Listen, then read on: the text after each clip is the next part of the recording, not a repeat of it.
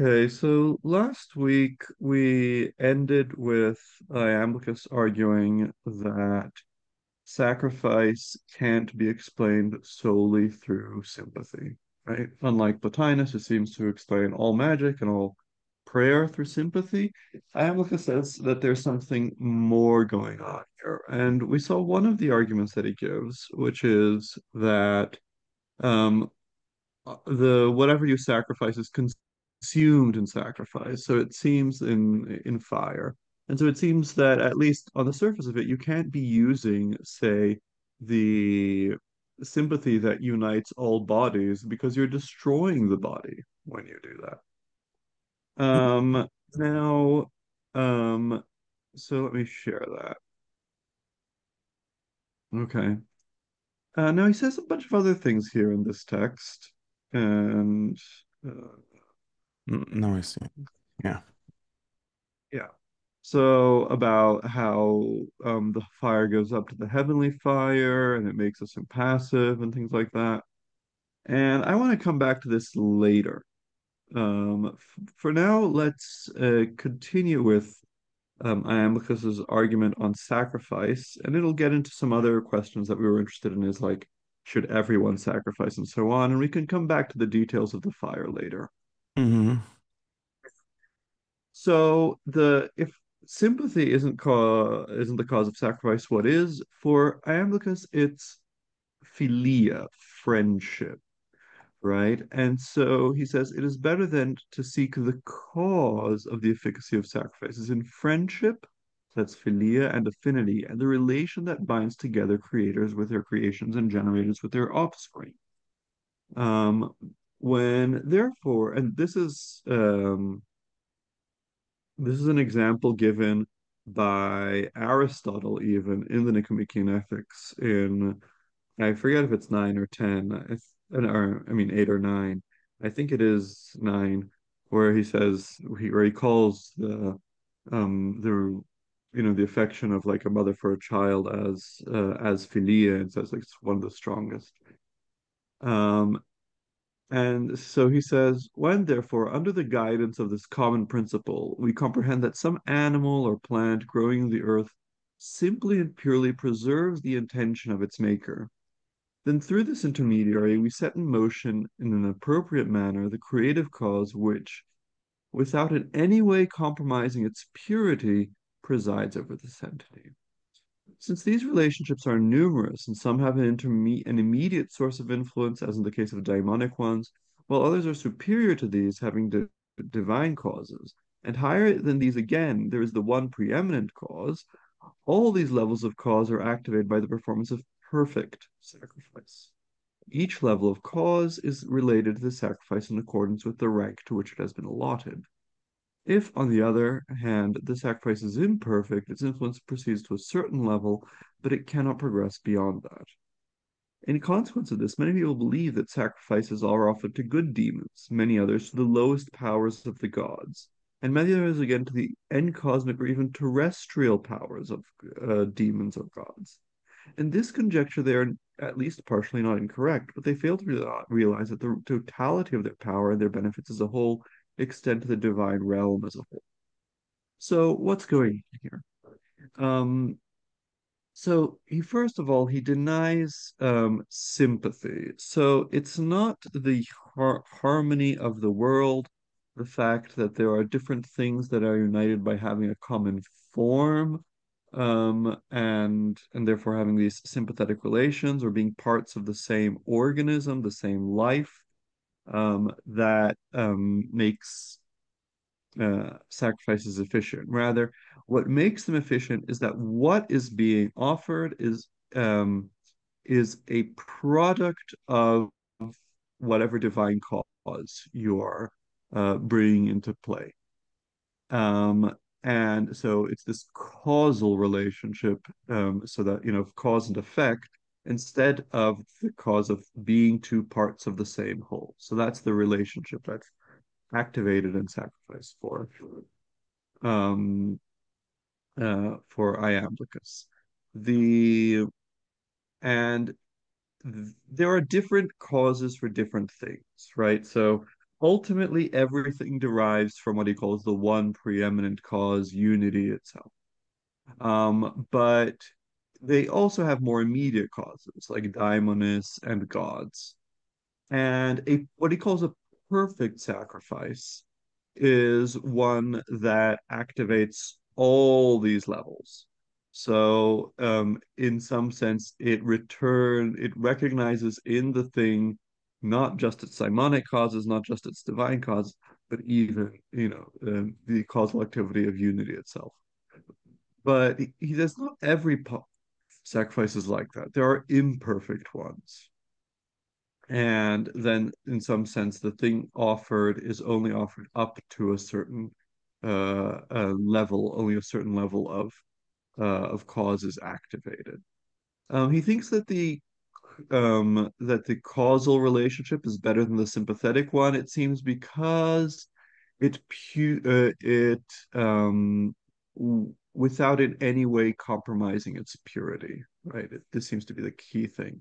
That sympathy, in some sense, damages things, but the other thing is that sympathy, in some sense, compromises the purity of things. It makes things subordinate to the whole of which they are part. But the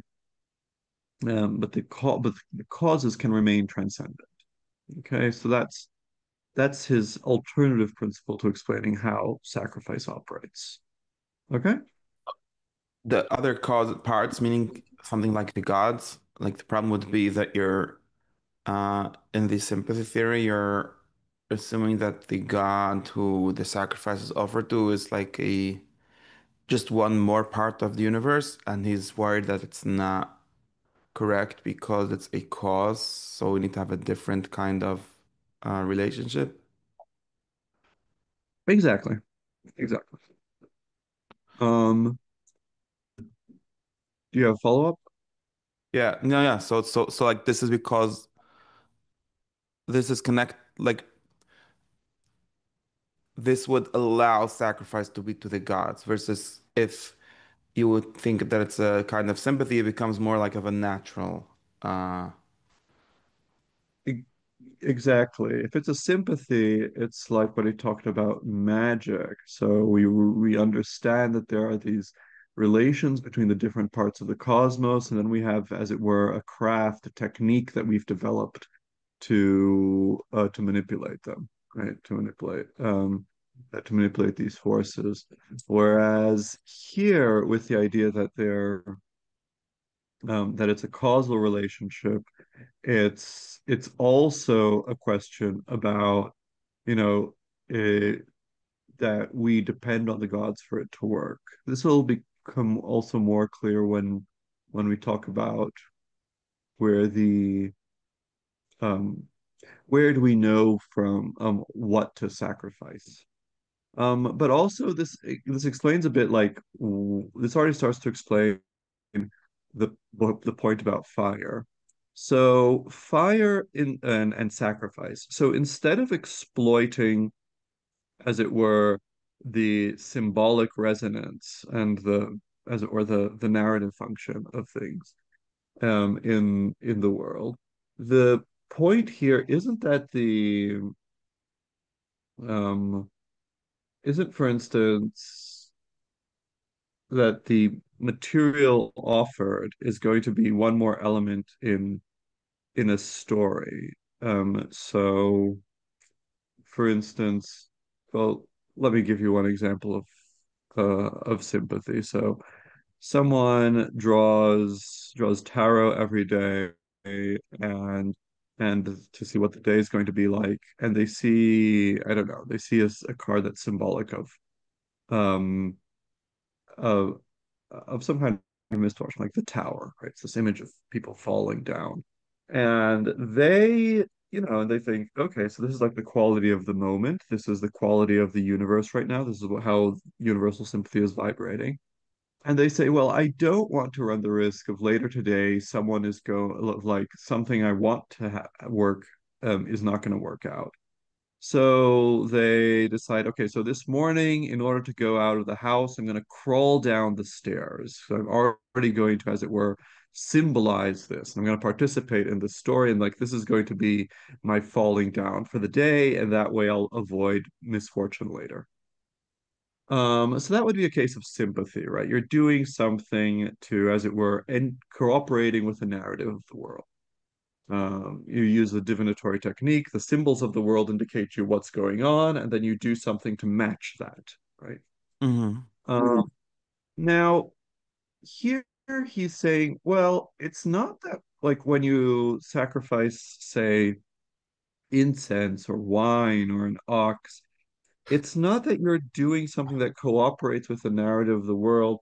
Rather, this you're trying to access the causes. You're trying to access, as it were, the playwrights, and you're trying to bring them into the story, right? To, in some sense, break the wall between the story and the playwright.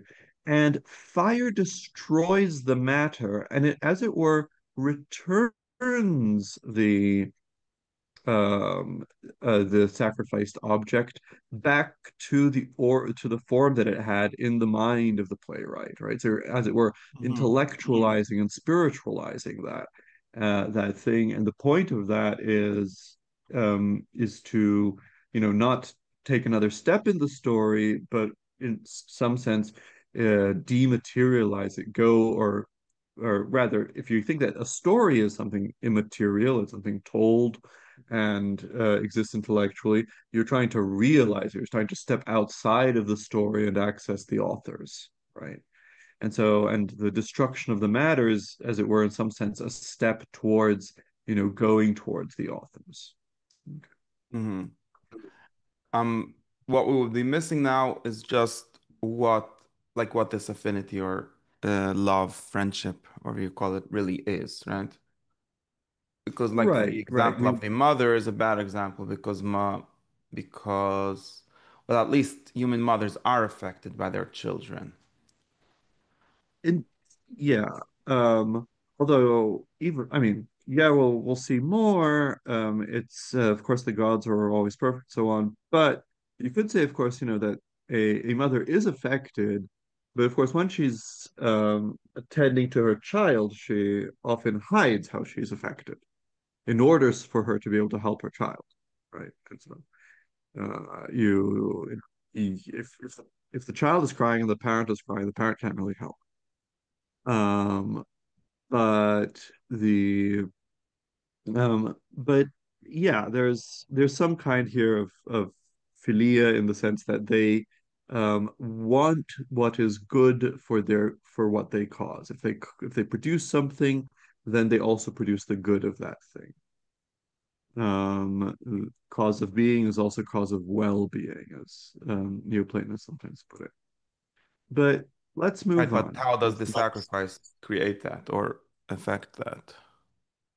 Right, right. So that's a question. I mean, here the the um I mean the immediate answer I can give just with what we've seen so far is somehow in some sense that um this as I said, the sacrifice dematerializes the thing and it returns us to the intention of the author.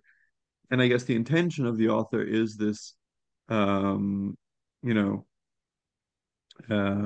this well-wishing, this positive love for the thing.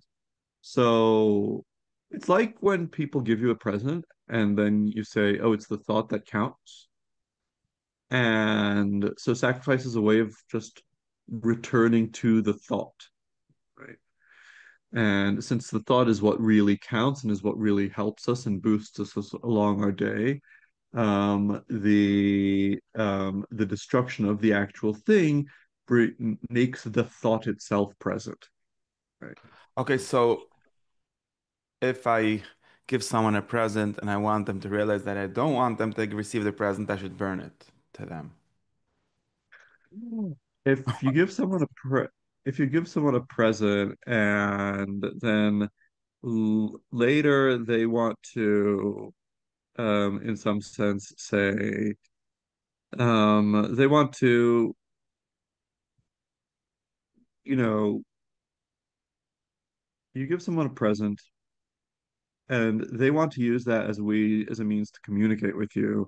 They want to think, oh, they want to perhaps think about, oh, like how, oh, there's this person in the world who loves me, Yitzhak, who gives me gifts. Um, and because that is actually what will, nurture my soul and things. It's this knowledge that there's these people who love me all the time. Then they will stop using the present. They will put the present aside, right? That's because while they're, using the present and so on, they'll, just be thinking about what the present is for. Whereas if they want to think about, reconnect with the cause of the present, they will set it aside, contemplate it, and yeah, maybe in an extreme case, set it on fire. Um, Mm. that's I mean, because usually we that's think that the burning of sacrifice is, I mean, we don't think, but like we assume that other people thought that it's just because the god accepting it can't actually eat it, or at least that's the way they eat it because of some, we have all kinds of stories that explain that supposedly. Like, right, right, right. So he's really um uh he's trying to deny precisely this kind of thing. Right. Um and um so in other words, the return, it's like, it's very interesting because like if you would imagine like a sort of ancient debate between like someone who sacrifices and someone who doesn't, it's like the sacrificer would say, well, this is what gods eat. Somehow this is like there's reasons for this. And the other person will say, well, no, you're just destroying a perfectly good piece of meat or whatever. And then Iamblichus is saying, no, no, yes, we're precisely destroying a perfectly good piece of meat because, of course, gods don't eat, but gods are the cause of things, and by destroying it, we're supposedly returning them to the cause. yeah, that's it. We'll need some more elements, but that's the direction that we're going. He'd say, yeah, we're destroying the matter, but we're making it more like form, and it's the form, and the form is similar to like we're setting the form free, and the form is more like the intention, the causal, like the thought, the divine thought that causes it. And then you could, of Okay. course, go and say, well, that's what was meant by God eating, like something like that. Right, right. And then Iamblichus would say, well, maybe that's, yeah, sure, but uh you can still use the, if you mean that with the eating analogy, maybe that's okay, but there's this danger that people will think that the gods are material or things like that. Let's continue. Okay. Yeah. So let's go back to the beginning of book five, which starts with Porphyry opening with these questions about sacrifice, right? The question you raise next is one that is, so this is Iamblichus addressing Porphyry, is one that is a common concern for virtually all men, both those who have given time to education, those relatively lacking in experience of philosophical reasoning. I mean, the question of sacrifices. What is the utility of them, or what power they have in respect of the universe or the gods, and on what principle they achieve their purpose, both suitably to those honored and usefully for those presenting the gifts, right? So there's something good for the gods, there's something good for the sacrificers. Furthermore, there straightway arises a contradiction as well, stemming from the fact that the priest should abstain from animal food in order that the gods should not be polluted by the vapors arising from animals, since this contradicts the opinion that they are primarily attracted by odors from living things. So this is a question, this is a problem that happens he throughout like sacrifices, and students of religion point this all the time. It's the same things that are prohibited and that are demanded. So like we were just talking, like you're not supposed to destroy stuff. You're not supposed to destroy perfectly good pieces of meat, and here you're destroying perfectly good pieces of meat. Or on the other hand, you're not supposed to eat meat, and yet you're supposed to sacrifice meat to the gods. So is meat good or bad? And there's all these cases of like in a or like sacrifices in some cases, like murder. You're not supposed to murder, right? You're supposed but here in the religious context you're supposed to. There are cases of you're not where there's like um certain sexual practices are considered forbidden, but they're then in the cult they're used. Um, and there are cases of, people thinking that twins are, awful omens and really bad for the society, but at the same time, there are stories about divine twins. So there's this constant like push and pull and this contradiction of like, seems like the sacrifices the gods telling you to do something that they also tell you don't not to. And this is like the something that Porphyry is quite concerned about. He thinks that there's an inherent contradiction here, and Iamblichus wants to answer this, and he also wants to answer these questions about what is the point of sacrifice, how do they have any effects, and so on. And so his answer to why we sacrifice is that it's made for double beings, right? It's made for being it's because we have this double nature that we use it for double beings. So that we have all these different kinds of sacrifice. So he says, let us consider next that in accordance with what has been said so far, our double status. When we are holy soul and are out of the body and raised up in the intellect, we traverse the heights in the company with all the immaterial gods, but when again we are confined in our hard-shelled body, we are held fast by matter and are corporeal. Once again, then, we come back to the necessity of the double mode of worship. For the one type will be simple and immaterial and purified from all taint of generation, that which relates to unpolluted souls, whereas the other is filled with bodies and every sort of material business, that which is proper to souls which are not pure nor released from all generation. And so I postulate two sorts of sacrifice.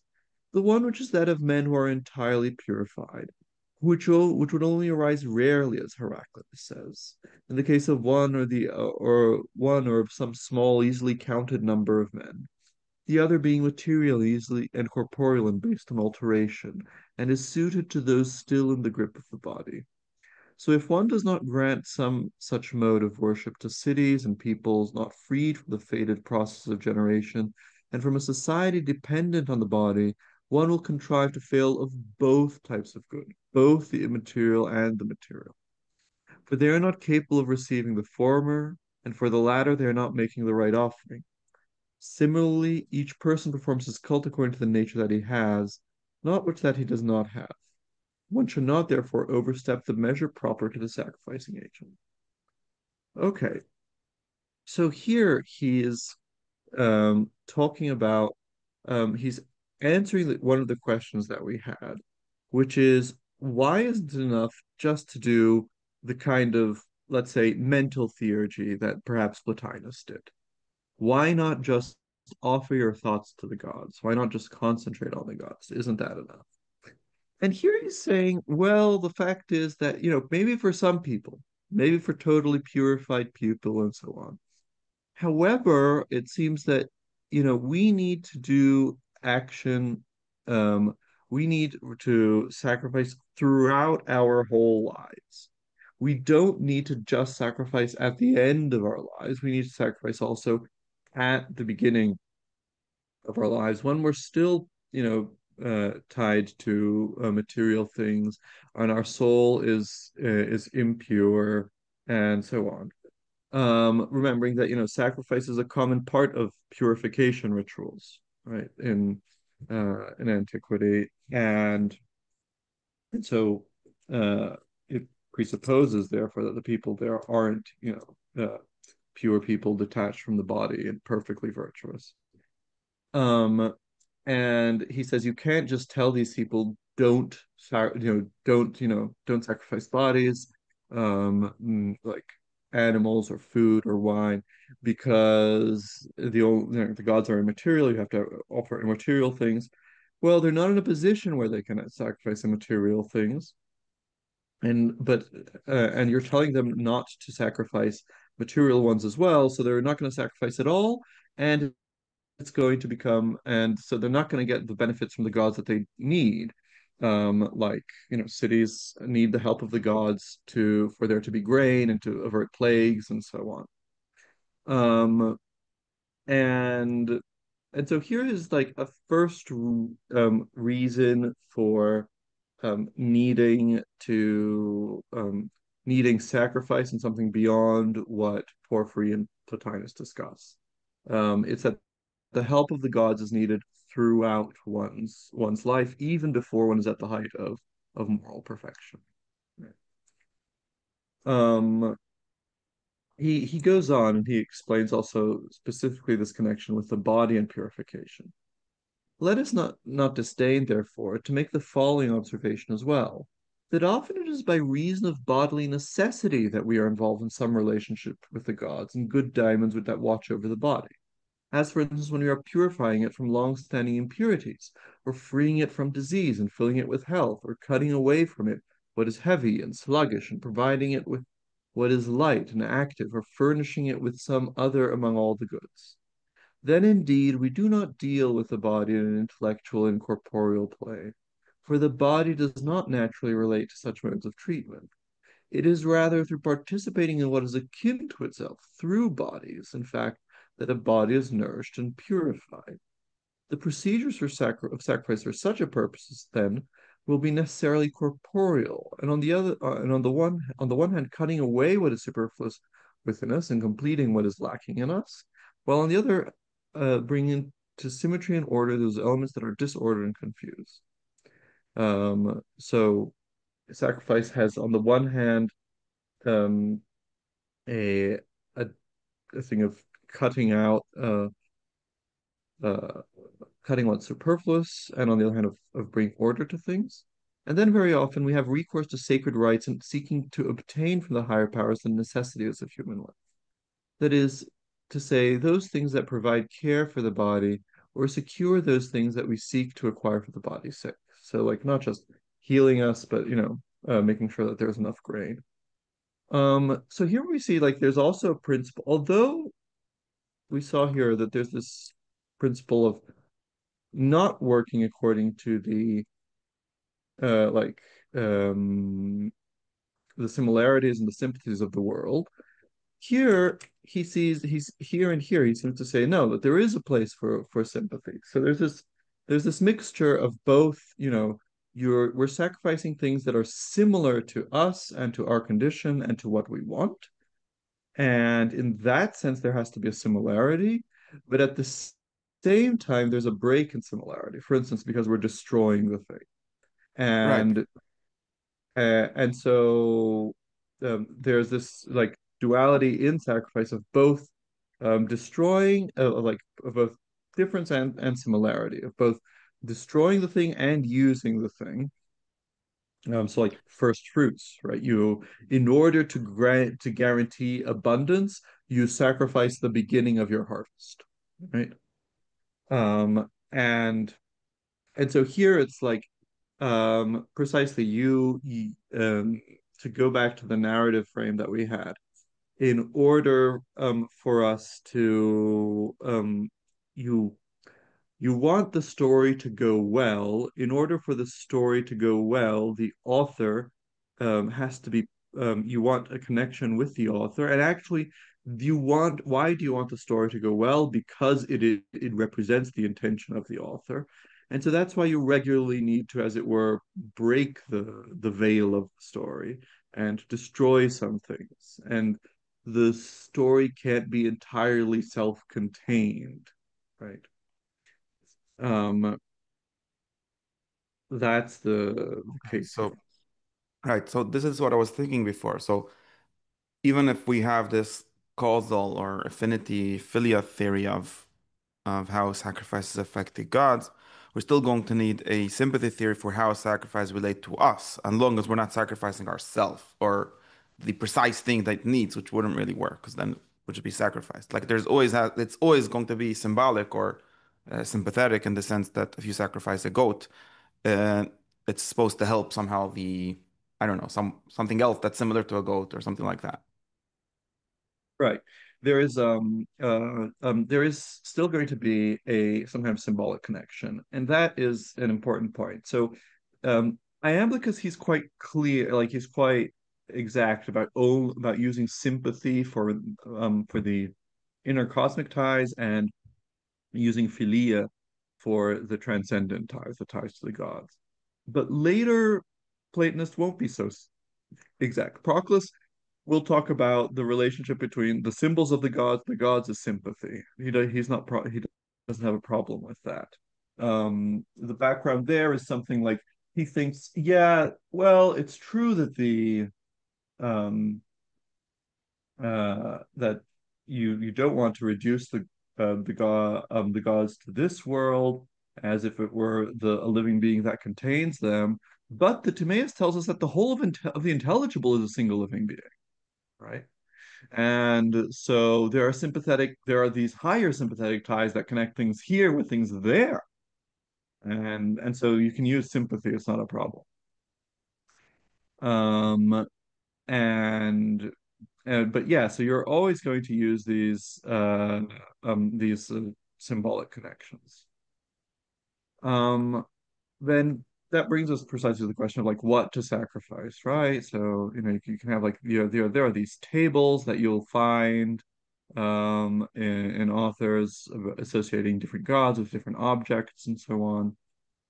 And so he talks about how these things were discovered, so to speak. Observing this and discovering in general, in accordance with the properties of each of the gods, the receptacles adapted to them, the theurgic art in many cases links together stones, plants, animals, aromatic substances, and other such things that are sacred, perfect, and godlike. And then from all these composes an integrated and pure receptacle. One must not, after all, reject all matter, but only that which is alien to the gods, while selecting for use that which is akin to them, as being capable of harmonizing with the construction of the dwellings of the gods, the consecration of statues, and indeed for the performance of sacrificial rites in general. For there is no other way in which the terrestrial realm, where the men who dwell here, could enjoy participation in the existence that is the lot of the higher beings, if some such foundation be not laid down in advance. We must, after all, give credit to the secret discourses when they tell us how a sort of matter is imparted by the gods in the course of blessed visions. This is presumably of like nature with those who bestow it. So the sacrifice of such material rouses up the gods to manifestation, summons them to reception, welcomes them when they appear, and ensures their perfect representation. So here he talks about how theurgic experts recognize that there are some things that are proper to each of the gods. What he says here, we must not reject all matter, but only that which is alien to the gods. I don't think you were supposed to take this in the sense of there is something here in the world that is alien to all the gods, but rather for each god, there is some matter that has an affinity with them, and there's some matter that's alien to them, and we should just use the matter that has the affinity, right? And what's interesting is that there's a process here of putting them together, right? He, from all these, composes an integrated and pure receptacle. Um, he selected for use that which is akin to them. So this is something that Proclus expands on, which is that you don't just use one thing, but you bring together a number of things that are associated with the god. So like you don't just sacrifice a goat, you also maybe say a prayer that's like the goat, and you have actions that mimic the goat, things like that. There's like a number of things that um, have this have this affinity not with the goat but with the god of the goat, right? And it's all that which then creates a proper receptacle for the gods to manifest, right? So you have to have a number of things. So if we're thinking that again, going back to the causal relationship, so each god has um privileged causal relationships with some things in the world and not with others. And these things that it has a privileged causal relationship with is these things it has a privileged causal relationship with, you bring those things together to make a receptacle for the appearance of the god, and you might even destroy them, right? Because that will make them even more like the god, and that will make it and that will create a more pure receptacle, and they'll manifest. And what matters are given are associated with some gods? Well, it seems like some of it is given in visions, right? And the translators here associate this with like stories about how, in the middle of a vision, bread is given or something like that. And then he's saying, well, if sometimes we have these stories about people who have visions of the gods and they get some material thing, then it seems obvious that there's some matter that's associated with them. Um, and so that is the general idea of here of what to sacrifice. Um, and again, it's because the gods have these causal relationships that reach all the way down to matter that then, we can also sacrifice material things. And this also associates with the fact like that different people should offer different things. So the same goes in my view for the bond that properly binds together the worshippers with the powers worshipped. For I consider that this should select the mode of worship proper to itself in either case. Immaterial in the case of that which involves mingling with the immaterial, and which links it purely by means of pure incorporeal powers with incorporeal realities themselves. Corporeal if the relationship is corporeal and depends on bodies, being involved with substances which provide over bodies. So again, if you're depending on where you are in your moral development, you will offer different things. Um, And and maybe also depending on, is it also depending on, I don't know, like what city you're from or things like that, or is that different? No, that also has to do with what city you're from, because it will be different gods preside over different cities. Hmm. And that might give you the impression that, all that's said might give you the impression that, okay, so first you sacrifice material things, and then less and less, like as you develop, and then in the end you only sacrifice immaterial things. However, that's Iamblichus will argue that even the most perfect sacrifice requires also material things. And that has to do with the correct order of sacrifice. So he says, the best way of all to begin is to show that the law of sacrifice is dependent upon the order of the gods themselves. Let us therefore posit once again that among the gods, some are material, others immaterial. So this has to do with their causal reach. All the gods in themselves are immaterial. Those are material that embrace matter within themselves and impose order upon it, while immaterial are those exempt from matter and rise above it. So you see, the question here is the causal. The material ones are those that organize matter, the demiurges, right? According to the art of priests, one must begin the sacrificial process from the material gods, for by no other route is ascent possible to the immaterial gods. The material gods then have a certain communion with matter inasmuch as they preside over it. It is they, therefore, that are responsible for those phenomena that arise in matter, such as divisions, impacts, and resistance, and the alteration, generation, destruction of all material bodies. So here he says, even if you want to ascend all the way to the immaterial gods, you have to start your sacrifice with the material gods, because that's how you get to them. So philosophically, we can understand this like that. Um, thoughts. What was I going to say? From um, sorry, I got confused. The Well, this still seems to only be true if you're starting from that level. Like if someone would just be a soul or something, then would they still be missing that? mm, well, yeah. So I mean, but as for everyone here, everyone who isn't a body, it seems that it's says that. And right, so oh right, the analogy I was going to draw is like philosophically, we can think that before you say reason your way up to principles for things like logic and so on, you have to first reason your way to causes of bodies, right? You go from bodies, causes of bodies, which are themselves incorporeal, and then you go to the causes of the causes of bodies, and those will be totally immaterial, right? And so like you go from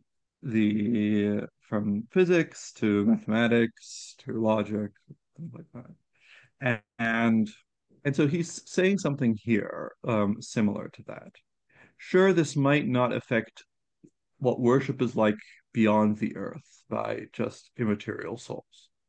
Um, but it's a reason for even if you're a philosopher like Plotinus, as long as you're still in a body, you should be doing um, sacrifices, material sacrifices, because even if your worship is to the immaterial gods, you start from there. Um, right. And this, he continues this. So he says, as for us, we recognize all levels, both beings on the level of nature, which are mutually stimulated to motion, as if parts of a single living thing, by virtue of aptitude, sympathy, or antipathy, as basic subjects which follow in the train of and are subservient to the cause of the efficacy of sacrifices. Then the level of daemons and terrestrial or in cosmic divine powers, as being our most immediate superiors in rank. The most perfect and dominant class of causes of the efficacy of sacrifice, however, we declare to be linked to the demiurgic and supremely perfect powers. And since these embrace within themselves all other causes of whatever sort, we declare that in conjunction with these are set in motion at once all others, such as have any creative power. And from all these there descends a common benefit to the whole realm of generation, sometimes upon cities and peoples, or nations of all sorts, and others segments of humanity larger or smaller than these, and other times bestowing benefits ungrudgingly upon households or individuals, carrying out this apportionment of their own free will, and not under any pressure from the would-be beneficiaries, making their judgment with an intellect free from passion, out of a sense of affinity and kinship, as to how they should grant their favors one single bond of friendship, embracing the totality of beings, effecting this bond through an ineffable process of communion. So here he's, says like when sacrifice works, he acknowledges that, sympathy is activated, whatever sympathy there is activated, but also these higher levels, right? The daemons, the cosmic powers, the demiurge, all these are activated in a sacrifice, and all of them then give these material benefits, not only material benefits but also material benefits. And this happens again with he makes the point that there's no compulsion, no pressure. It's not that you're, feeding them and they're happy, or that you're threatening not to feed them and then they get desperate and do what you want, or that you're commanding them, anything like that. Rather, it's out of a sense of affinity and kinship. Um, one single bond of friendship, embracing the totality of beings, affecting this bond through an ineffable process of communion. So it's because you've, as it were, made this kinship of the gods. You've, as it were, an image comes to me now, which is sometimes authors will be cheeky and they will include in their works little clues of as to who they are, or as to like where they're writing, and acrostics with their names, or include their favorite places or other things in their text, and and a scholar will be able to point these things out. So the ritual expert is, as it were, the person who has identified these little signatures that the gods have spread throughout the world, and then they bring them together, and then you see, aha, the signature, and here is the god, and now we make him present. Um, and this is something which activates all the levels of divinity. in a proper sacrifice, right? So this is something that he's uh, doing.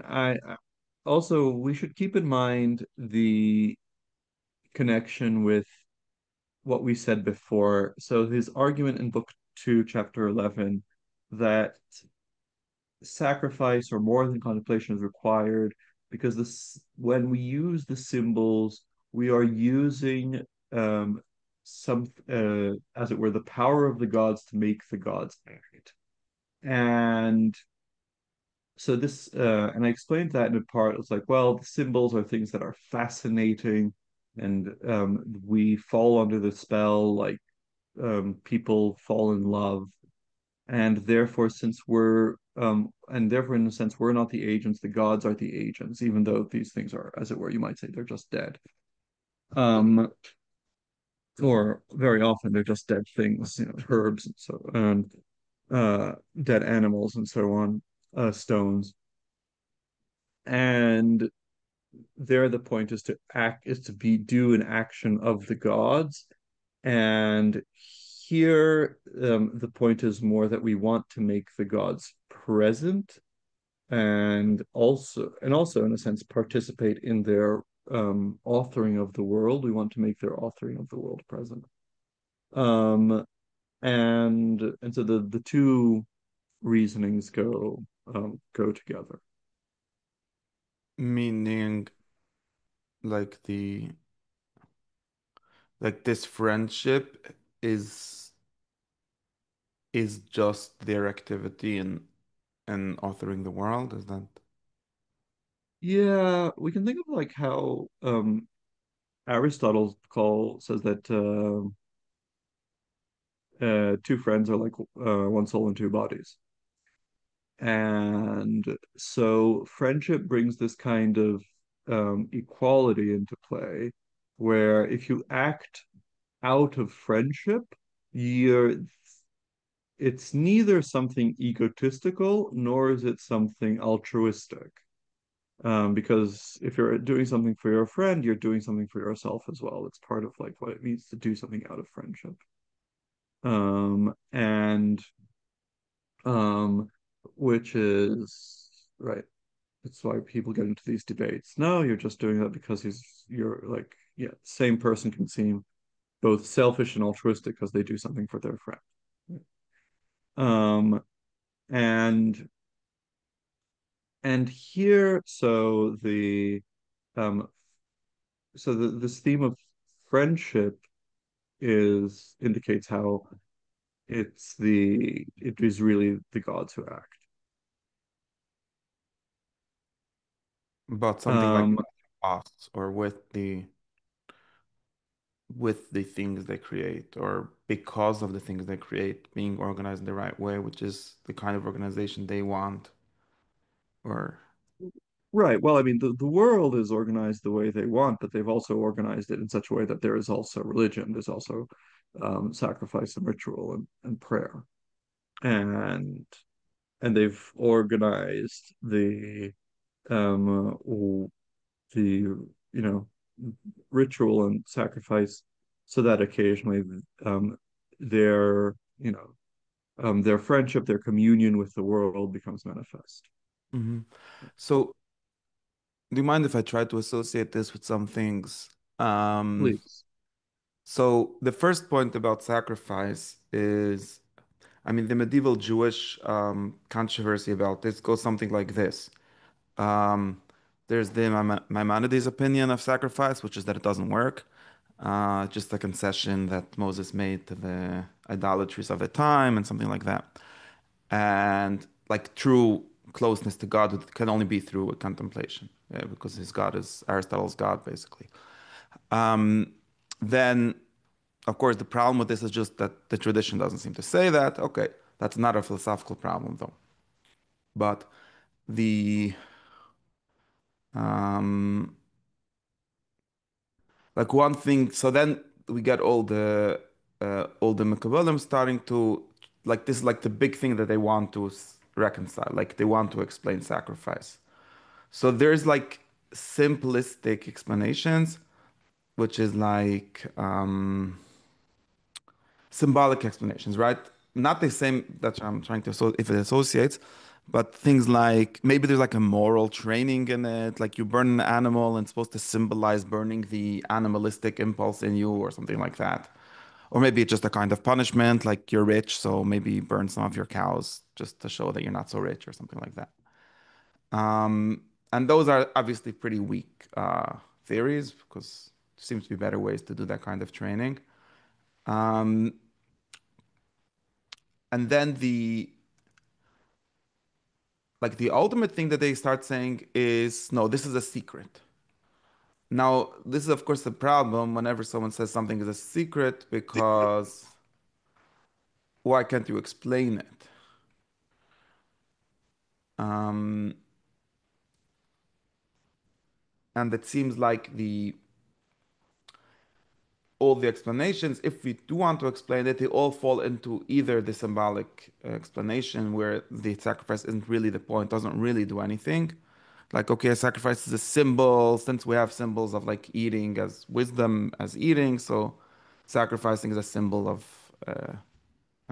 contemplating the divine things and things like that. But that stays, then you're still stuck in the symbolic explanation and didn't give an explanation of the activity. So then I mean, the people like Ramban, they very much insist on saying no, sacrifice work, and they somehow work on God because they're supposed to work that way. But since they also accept the transcendence of God, they're stuck saying things that don't make sense. Um, it seems like, from what Iamblichus says, it seems like the fact that a sacrifice cannot be explained or cannot be explained in certain forms of explanation is important because explanation is some kind of formal affinity, like a formal being part of the same thing, um, and since we don't want the effect of the sacrifice on the god to be that kind of thing, then it cannot be explained. So now what we end up is something like this. Okay, so that's part one of my association. Now we get something like this where you end up with like a funny modern debate between like people who want to repeat what the medieval Kabbalists were saying and people who claim to be following the Maimonidean approach, but they're really modern people. And they say things like basing on the distinction between magic and non-magic, I guess. Like Yechezkel Kaufman, this is like basically his theology where he says, so all idolatry, and it's based on like some anthropological research on Japan or something, like very weird. But it's like all idolatry is based on the idea that humans can control the gods. Like this is basically Plato's description of sacrifice in the Republic, right? Where it's like bribing the gods. And and his like big thing is like the Bible doesn't believe this. So in place of that, the Bible believes in a willing God. So we cannot tell God what to do, but we can ask him. And then you make the God some kind of disembodied will, which is the main point. Like it's above, his transcendence consists in him being able to do whatever he wants. And then prayer or sacrifice, which is distinguished from magic by precisely this. Like prayer doesn't work deterministically. It's not you making anything happen. It's sort of just asking nicely. And if God wants, he'll respond. If he doesn't, he won't respond. Um, that has the effect. And then they say, well, the Kabbalists seem to have a magical theory. And this is how they read theurgy, right? It's a magical theory where you could affect the god, and therefore it's just idolatry and blah, blah, blah. Um, this is a bad description of both sides, I think, both because like this god as just an arbitrary will, well, even the arbitrary will, it seems like a uh, not exactly how the soul is understood in Aristotle and Plato and things like that. And also makes him like arbitrary, like very capricious, like just does what he wants and for no reason. And then it's God is not a rational being, um, which also means that we don't really have a relationship to him because we can only relate to things that make some kind of sense. If it's like, well, we'll throw whatever at it and maybe he'll decide, that's not a rational relationship at least. Um, so we do want to preserve this. Like there's some like I think that this association of like God's freedom or God's transcendence from us making him do things with arbitrary will is a bad association. What we want to preserve is a certain causal transcendence, where it's his power, but not that there's nothing we can do to him in the sense like there's like a rational like, and obviously the question for people like Kaufman would be, why do we have laws of sacrifice? It doesn't really answer that, right? There's very specific laws have to be like this, and it doesn't work. Like, well, it's just because God decided and he's stuck by the law that he once decided. Those things are very weird explanations for laws. So there has to be something where like this, no, this is the way in which you affect the divine realm somehow, or you associate with it, or if you don't want to say the word effect. And but it's not, doesn't put you on top of it, right? Doesn't put you uh, being the cause and God the effect. That seems to be like where everyone getting stuck. Like not saying that just magic or just like a law of nature, because law of nature, God isn't part of nature. Um, but you do want it to have something, some way of working without that. That seems to be like where we're here, and that's why we're saying it's something that and according to this is why it's some like you should we should be comfortable with saying it doesn't make sense within this world, because if it would make sense within this world, then it would have to be either magic or this like will theory where which is makes sense to us because we imagine humans that human will to work this way, like as breaking all causal chains and so on. Um, but the way here is something which is none of these things. Does that make sense? Yeah, it's none of these things, but there are certain like overlaps between the debates. So Iamblichus is concerned with the accusation that you are trying to control the gods, right? He's that is certainly something that Porphyry brings up, and he's trying to answer that. Um, and of course, yeah. So he doesn't think you're neither commanding nor are you bribing the gods. Um, and it's true that like and he doesn't accept those what you call the merely symbolic explanations, which are as it were moral explanations, right? This acts on your character or something. He thinks that also happens, right? He also mentions like that it purifies your soul and things like that. He did that when he talked about fire, but he thinks that like that's not why you do it.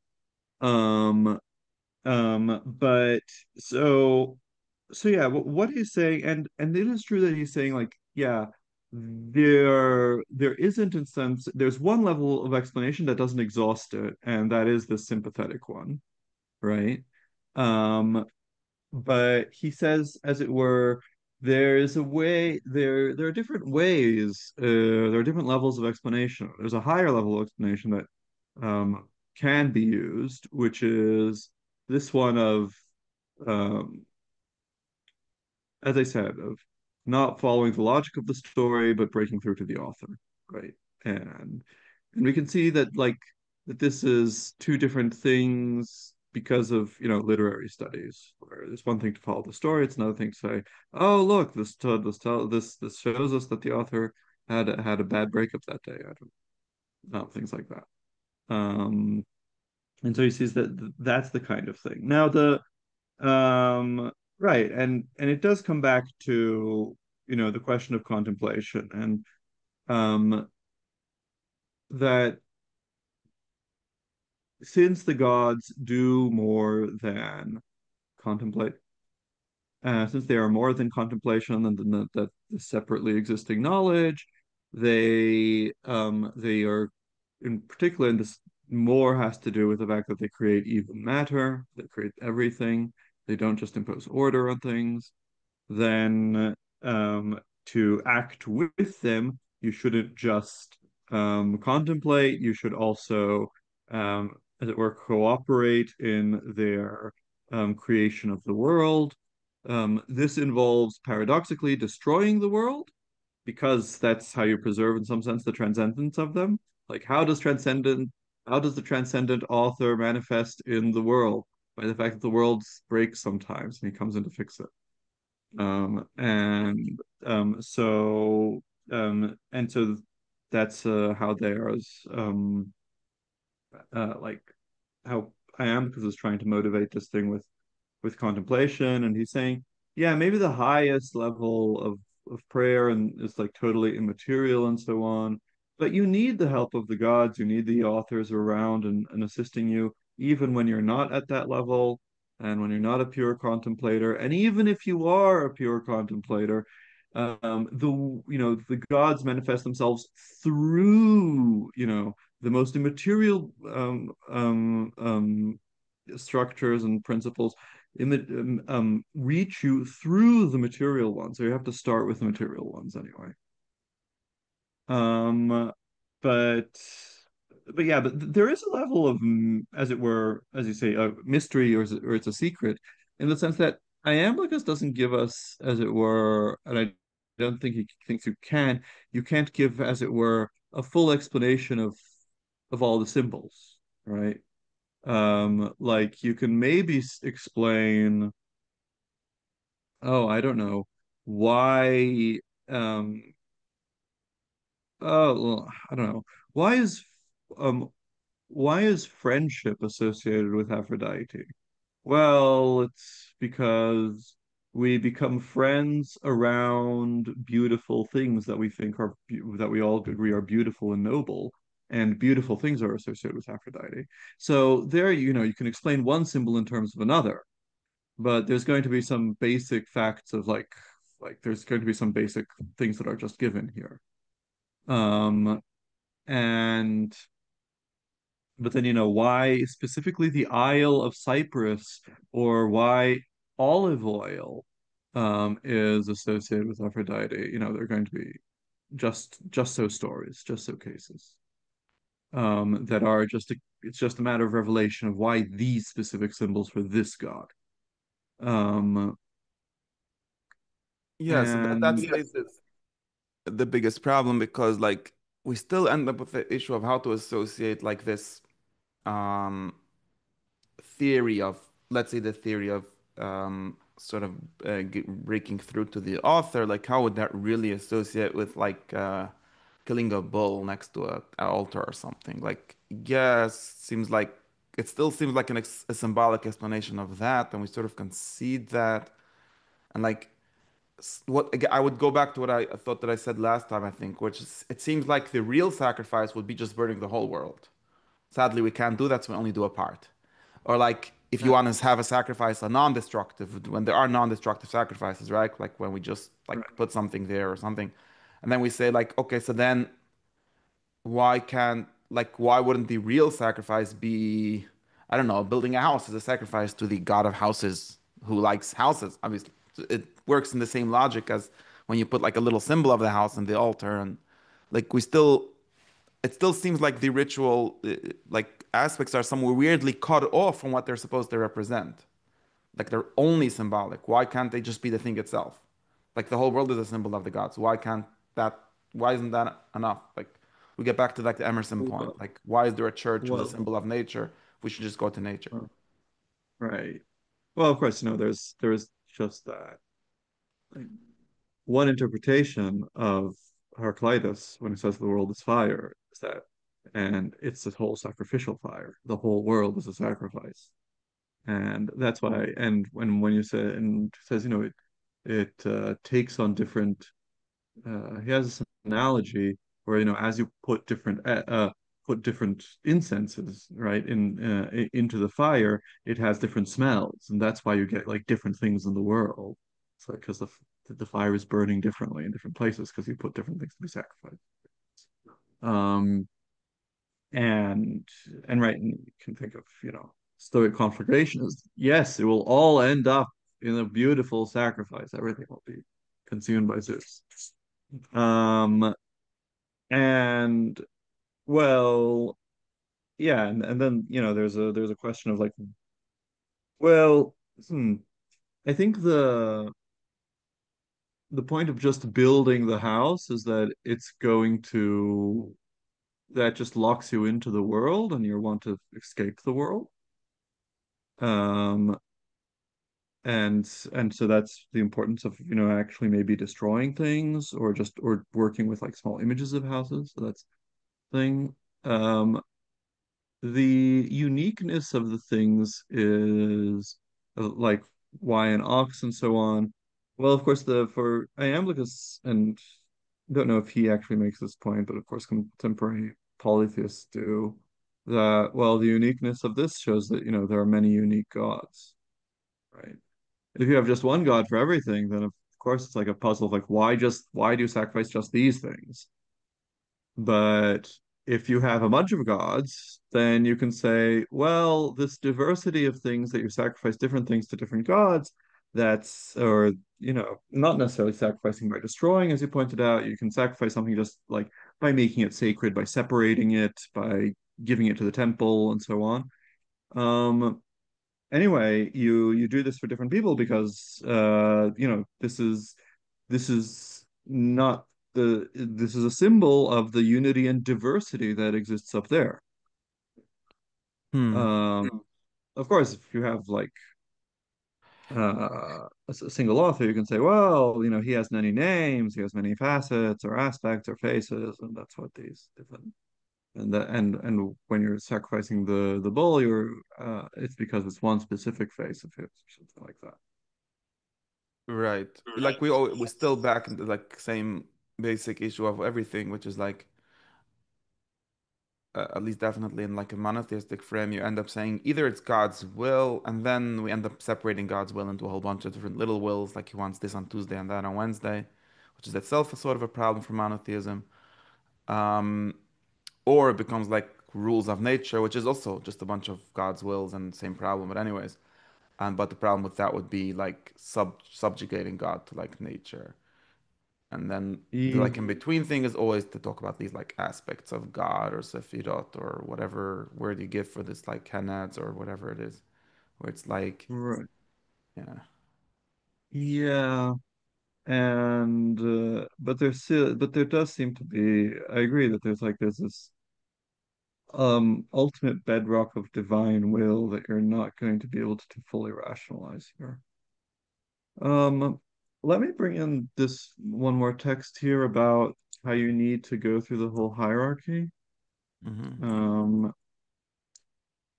Um, so he writes, this fact also, I imagine, will be recognized by all those who love to contemplate theurgic truth, that one should not connect the gods up with the cult pertaining to them in any partial or incomplete way.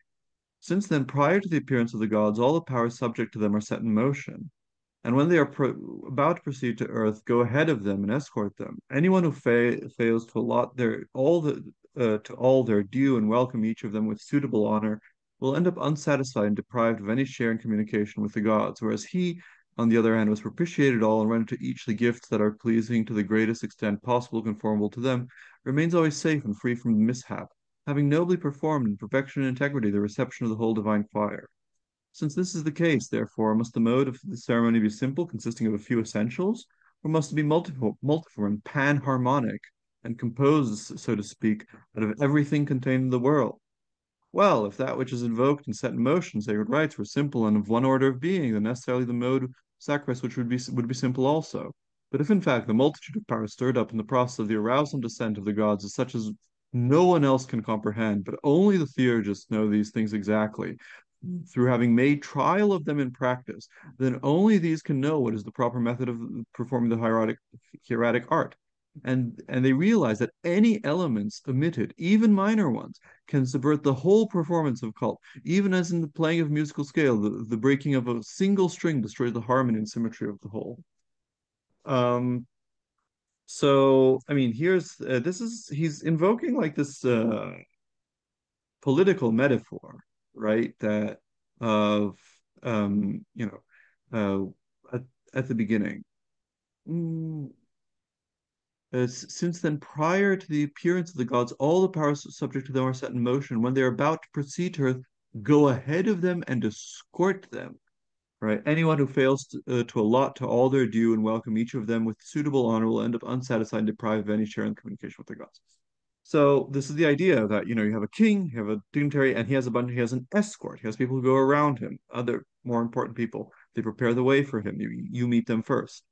This is a common political metaphor that you find in antiquity, and different people draw different things, conclusions, right? So Philo has it, and he said, yes, there's God, and he's delegated the running the world to some powers, and but we just have this relationship with God. That's fine. We don't have to.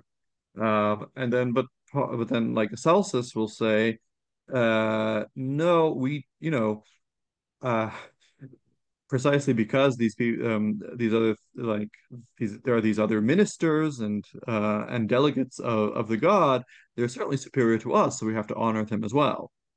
Um, here the and then then there's like comebacks, like there's uh, uh like in Jekatilla there's this metaphor as well, and he says, no, but we're the family of the god, and so we're not going to, we don't need to bother with all the ministers. We're the intimate family, and so we other people, they deal with the ministers. They have this impersonal relationship with the god, but we have this close personal relationship. Um, and so he's drawing on this, but again, it's the question, and he does actually bring up the what you mentioned, the idea of the whole world, right? Um, must it be multiform and panharmonic, composed, so to speak, out of everything contained in the world? So the idea is like the ceremonies are complicated and you have to offer all these different kinds of things.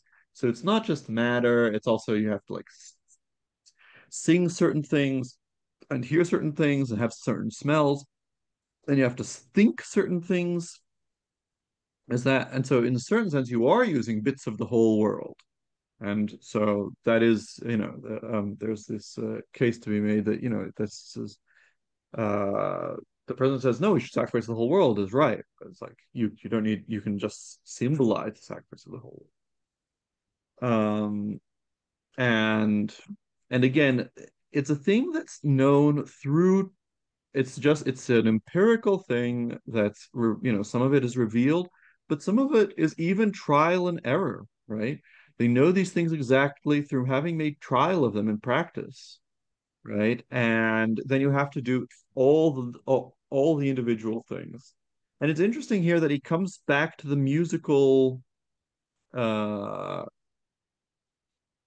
the musical metaphor, because usually the musical metaphor is used for for sympathy. You pluck a string here and it vibrates up there, right? But here the idea is he's just saying that in music you have to everything has to work together for you to get good music. One thing out of tune will break the whole thing. And so there it's a different aspect of music that he's using for you to be able to um uh you know uh to explain how ritual works. Um and now there are two objections that he deals with, right? And one is, can't the higher do the lower? So, there are material gods and there are immaterial gods above them. General principle, um, causes are superior to to their effects. So the higher gods should be able to do everything that the lower gods do. So why do you have to appeal to to the lower gods as well?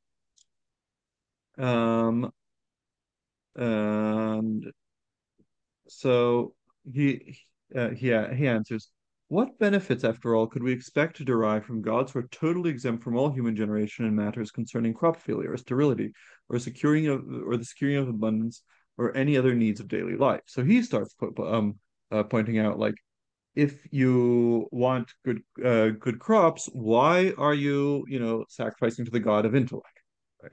So, he's he's causally responsible in an immediate way for like you having clear thoughts and you being able to access the space of reasons, but not for your health. None at all, so surely. For those who are freed from all such concerns do not have the capacity for concerning themselves with such gifts. If, however, one were to say that the gods who are such as to concern themselves with these are embraced by the completely immaterial gods, and that embracing them they also embrace in themselves their gifts by virtue of a single primal causality, one could claim that there descends from them a certain superabundance of divine beneficence. But what no one may assert is that they do this themselves through any direct application to the activities of human life. For such supervision of human affairs is a particularized thing, and is performed with a certain degree of downward attention, and it is not entirely separated from bodies, and it cannot receive pure and unsullied domination. So then, for such operations, a mode of cultic procedure is suitable that is involved with bodies and dependent upon generation, not one which is entirely immaterial and corporeal. For the pure mode is totally transcendent and lacks compatibility, while that which makes use of bodies and powers that operate through bodies is supremely compatible, being capable of introducing successful functioning into our life, and able to avert such reverses as may arise, endowing the race of mortals with symmetry and integration. So his answer is, okay, someone might say that the higher can do the lower. Um, but how does it do the lower? It does the lower by delegating it, right? It doesn't do it immediately. It's a more complicated activity than what they have. Sure, if you sustain the logic, you sustain also the rationality of how drugs work, and therefore, in an indirect way, that God is also responsible for people healing. However, he delegates healing to lower gods or to daimones or something like that ultimately. And therefore, it's not enough to just pray to the higher gods in order to get material benefits. If you want material benefits, since they do have material powers, but it's through the material gods, you're going to have to go through material gods. Um, and then finally, he has another objection that he answers, which is, shouldn't we just worship the highest? That's what we're doing this for, right? We just want to go to unity, right? Mhm. But come now, you say it is not the highest purpose of the hieratic art to ascend to the one, which is supreme master of the whole multiplicity of divinities supplied by the translator. And in concert with that, at the same time, to pay court to all the other essences and principles. So if we worship unity itself, or the unity of all the gods, all the other gods are contained in it, so we're already worshiping them. Indeed, it is, I would reply. That is the objective, right? But that does not come about except at a very late stage and to very few individuals, and one must be satisfied if it occurs even in the twilight of one's life. But the purpose of the present discourse is not to prescribe precepts for such a man, for he is superior to all legislation, but to provide a set of rules for those who need regulation. Our prescription then declares that even as an ordering structure unites various classes of entity into one system, so should the performance of sacrifices, if it is to be complete and without deficiency, join together the whole class of higher beings. But if this class is in fact vast and complete and ramified on many levels, it is necessary that sacred cult represent its variety by paying due reverence to all its attendant powers.